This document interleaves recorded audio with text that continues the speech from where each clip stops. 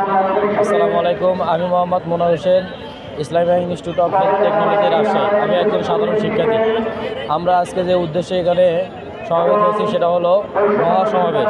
আমরা দীর্ঘ 53 দিন যাবৎ ধরে আমরা পর্যায়ক্রমে আন্দোলন করে আসতেছি, কিন্তু আমাদের আন্দোলনে আজ পর্যন্ত কোনো আমাদের যে বর্তমান ডাক্তারের দ্বারা পরিচালিত হইতেছে যে পরিদপ্তর, সেখান থেকে আমরা কোনো সাড়া পাইতেছি না। তারা আমাদের কোনো গুরুত্ব দিতেছে না। আজকে এই জন্য আমরা এখানে মহাসমাবেশ ডেকেছি। আর আমাদের এখানে 6টা দাবি আছে। এই দাবিগুলো আমাদের একান্তই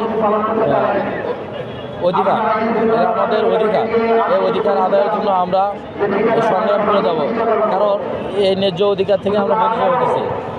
আরও যারা ডিপ্লোমা ক্ষেত্রে যারা আছে, 3 বছর ডিপ্লোমা করে, কৃষি থেকে ডিপ্লোমা করে, টেকনোলজিস্টে, তারপরে হলো পলিটেকনিক থেকে ডিপ্লোমা করে, নার্সিং থেকে ডিপ্লোমা করে, ওরা 10ম গ্রেডে আছে, কিন্তু আমরা আছি 11তম গ্রেডে। আমরা এই পরিমাণ বৈষম্যের শিকার।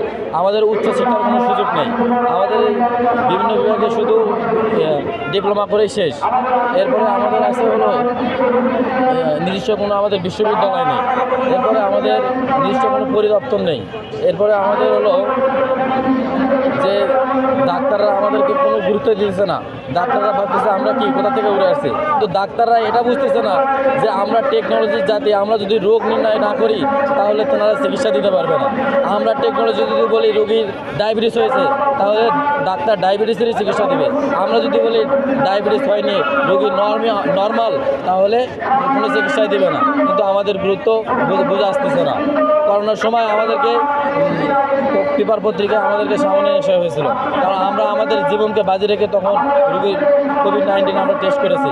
কিন্তু এত এত এত গুরুত্বপূর্ণ কাজ করা সত্ত্বেও বাংলাদেশে আমাদের কোনো গুরুত্ব নাই। আর গুরুত্ব না থাকার কারণে আমরা যে টেকনোলজির জাতি, আমরা হতাশ হয়ে পড়েছি।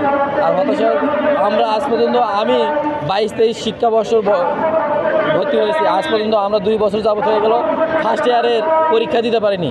কী পরিমাণ গুরুত্বহীনতা আমরা ভুগতেছি।